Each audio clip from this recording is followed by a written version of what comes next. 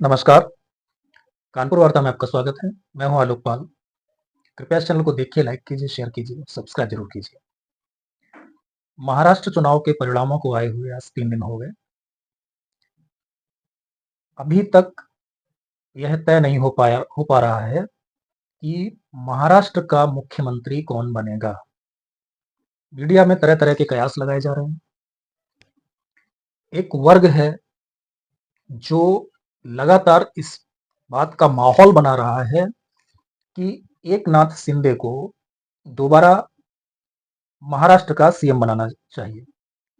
और ये वो वर्ग है जो कल तक एकनाथ शिंदे को पानी पी पी करके गालियां दे रहा था, जो उन्हें गद्दार कह रहा था, भ्रष्टाचारी कह रहा था, करोड़ों रुपए में बिकने वाला कह रहा था। ये वही वर्ग है। कुल मिलाकर के अगर कहा जाए तो ये लेफ्टिस्टों की वो जमात है जिसे हर हाल में केवल और केवल बीजेपी का सीएम ना बने, बीजेपी सरकार में मुखिया न रहे, इसमें मजा आता है। चुनाव जो हुआ महाराष्ट्र में, उसमें बीजेपी ने जिस तरह का प्रदर्शन किया है वो निश्चित रूप से प्रशंसनीय है। एक मजबूत गठबंधन, मजबूत प्रबंधन और बेहतर नैरेटिव के साथ बीजेपी इस बार महाराष्ट्र में चुनाव में उतरी थी। दूसरी तरफ एक ऐसा व्यक्ति गठबंधन में था, मैं एमवीए की बात कर रहा हूं, जिसने मुख्यमंत्री रहते हुए महाराष्ट्र के पूरे विकास को ठप करके रख दिया। कोरोना काल में जो प्रवासी लोग थे, जो दूसरे राज्यों से महाराष्ट्र में आए थे, उनकी स्थिति खराब करके रख दी। पूरे भारत में अगर सबसे ज्यादा मौतें कहीं हुई तो महाराष्ट्र में हुई। उस आदमी को जनता ने बुरी तरह से नकार दिया। विकास उसने इस तरह से ठप किया कि उसने मुंबई में मेट्रो का काम रुकवाया, बुलेट ट्रेन का काम रुकवाया, पावर प्रोजेक्ट्स का काम रुकवाया। कुल मिलाकर अगर कहा जाए कि वो मुख्यमंत्री केवल चीजों को रोकने और बंद करने के लिए बना था, तो इसमें कोई अतिशयोक्ति नहीं होनी चाहिए। जब एकनाथ शिंदे बगावत करके अपनी पार्टी बना करके, या यूं कह लें कि शिवसेना पर कब्जा करके भारतीय जनता पार्टी के साथ आए और भारतीय जनता पार्टी के साथ मिल करके उन्होंने सरकार बनाई। भारतीय जनता पार्टी ने सरकार के स्थायित्व के लिए एकनाथ शिंदे को महाराष्ट्र का मुख्यमंत्री बनाया। और पिछले 2.5 साल में महाराष्ट्र में जिस तरह के विकास के काम हुए, जिस तरह से वहां पर इंफ्रास्ट्रक्चर में काम हुआ, उसको लोगों ने अपना आशीर्वाद दिया।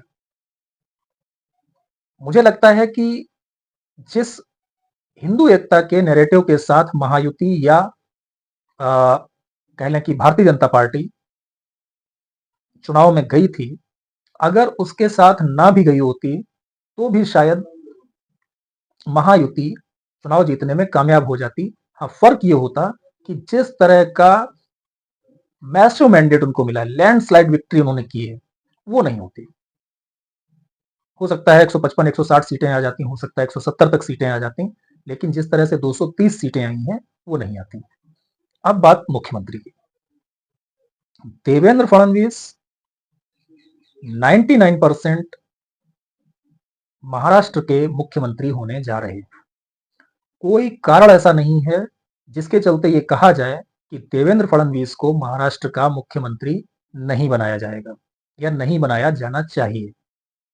सबसे पहली चीज तो यह है कि भारतीय जनता पार्टी ने अपने इतिहास में महाराष्ट्र विधानसभा चुनाव में सर्वाधिक सीटें जीती हैं, यानी कि 132, जो कि उसकी 2014 की टैली से भी ऊपर है, जबकि वो पूरे महाराष्ट्र में बहुत छोटे छोटे दलों के साथ गठबंधन करके चुनाव लड़ी थी।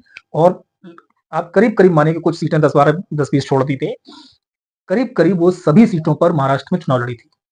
यद्यपि उस समय पर यह कहा जा सकता है कि बीजेपी पूरे महाराष्ट्र की पार्टी नहीं थी, उसने उससे पहले कभी इतनी सीटों पर चुनाव नहीं लड़ा था, उसे अच्छे उम्मीदवार भी नहीं मिले थे, इसके बावजूद वो शायद 124 या 125 की टैली पर पहुंचे थे। आज वो 132 की टैली पर पहुंचे हैं अपने दम पर। एक और घटनाक्रम हुआ है, कल सूचना आई थी कि जो 7-8 अन्य दलों के प्रत्याशी जीते हैं, उनमें से 5 अन्य दलों, जो बहुत छोटे छोटे दल हैं, एक सीट की पार्टी, एक जिले की पार्टी, उस टाइप के जो हैं, तो उनमें से 5 लोगों ने भारतीय जनता पार्टी को अपना समर्थन दे दिया है। मैं यहाँ पर भारतीय जनता पार्टी पर विशेष जोर दे रहा हूं। उन्होंने ये नहीं कहा है कि मैं महायुति को अपना समर्थन दे रहा हूं, उन्होंने कहा है कि मैं भारतीय जनता पार्टी को अपना समर्थन दे रहा हूं, भारतीय जनता पार्टी जिसको सीएम बनाएगी वो हमें मंजूर होगा। तो आज की तारीख में आप कह सकते हैं कि भारतीय जनता पार्टी के साथ सीधे सीधे 137 विधायकों का समर्थन है। तो भारतीय जनता पार्टी 137 विधायकों के साथ बहुमत से केवल 8 सीट दूर खड़ी हुई है। और दूसरी तरफ एनसीपी, जिसके लीडर अजित पवार हैं, वो ये अच्छी तरह से जानते हैं कि उनको मुख्यमंत्री नहीं बनाया जा सकता। उस स्थिति में वो भारतीय जनता पार्टी को सपोर्ट करेंगे बजाय एकनाथ शिंदे या शिवसेना को। तो ये चीज तो क्लियर है कि आज की तारीख में शिंदे जो है या शिवसेना, वो किसी भी तरह का दबाव बनाने की स्थिति में नहीं है, और कोई कारण नहीं है कि भाजपा अपना सीएम ना बनाए। जहां तक बात 8 विधायकों की है, तो मैं इस बात को लेके बहुत ज्यादा आश्वस्त हूं कि बहुत जल्दी, हो सकता है कि शपथ ग्रहण से पहले ना हो, लेकिन बहुत जल्दी भारतीय जनता पार्टी की टैली 145 को पार करेगी। चाहे दूसरे दलों के लोग इस्तीफा देकर के दोबारा चुनाव लड़के आए, या दूसरे दलों के लोग अपनी पार्टी छोड़ करके आए। अब अपनी पार्टी छोड़ करके आने की स्थिति में जो सबसे कमजोर पार्टी है वहां पर, वो है आज की तारीख में एनसीपी शरद पवार, जिसके केवल 10 विधायक हैं, और पार्टी तोड़ने के लिए या पार्टी के टूटने के लिए केवल 7 विधायकों की आवश्यकता है। अगर 7 विधायक एनसीपी छोड़ करके बीजेपी में सम्मिलित होना चाहते हैं, तो उन्हें कोई दिक्कत नहीं होगी, उनके ऊपर जो दल बदल कानून है वो लागू नहीं होगा। एक दूसरा, कांग्रेस पार्टी की भी स्थिति बहुत मजबूत नहीं है।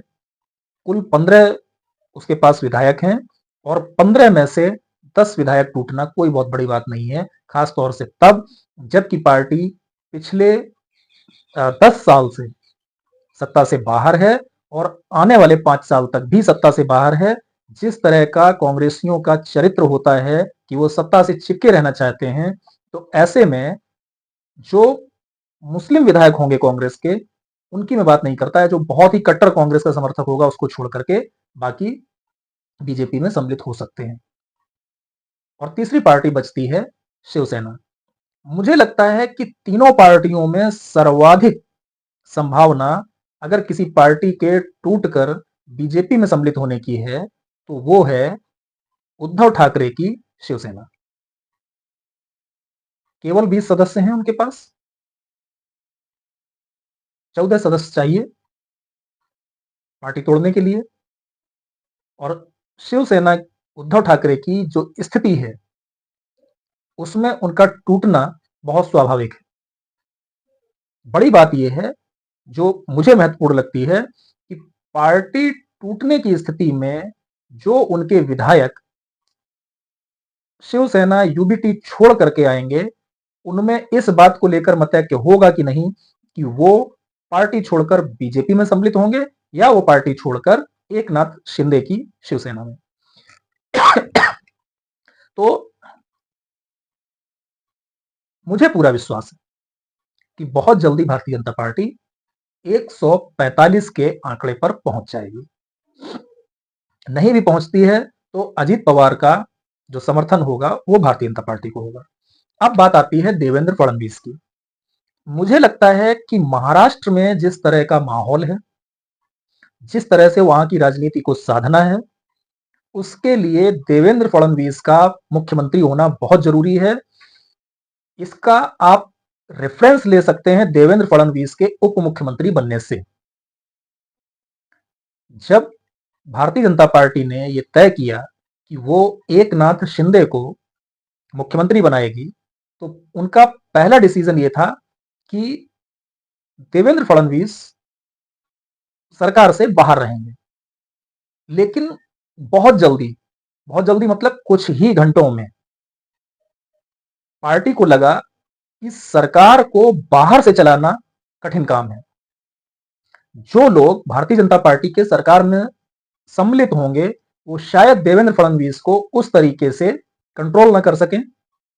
इसलिए एक ऐसे व्यक्ति को सरकार में सम्मिलित करना जरूरी है जिसके पास सरकार चलाने का एक अनुभव हो।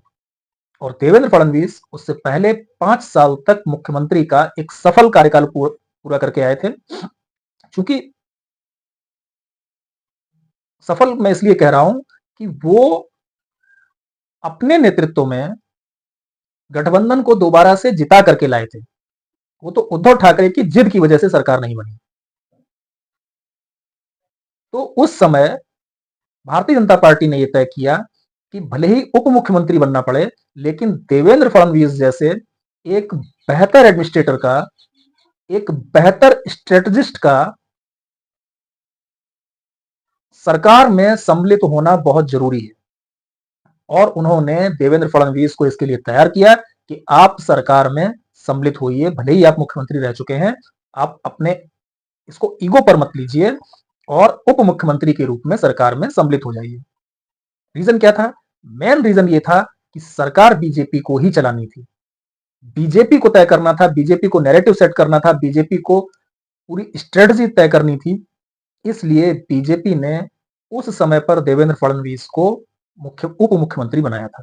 तो आज कोई कारण मुझे नहीं लगता कि भारतीय जनता पार्टी देवेंद्र फडणवीस के अलावा किसी नाम पर विचार भी कर रही होगी मुख्यमंत्री पद के लिए। और रही बात जिस तरीके की चर्चा चल रही है, देखिए हर पार्टी के समर्थक चाहते हैं कि उसका नेता सीएम बने। तो जाहिर सी बात है कि शिंदे की पार्टी होगी तो वो कहेंगे कि शिंदे सीएम बने, अजित पवार की पार्टी होगी तो चाहेंगे अजित पवार सीएम बने, और भाजपा वाले तो चाहेंगे ही कि कोई भाजपा ही बने। अब चूंकि भाजपा बड़ी पार्टी है तो थोड़ी सी अंदरूनी खींचतान भी होती है।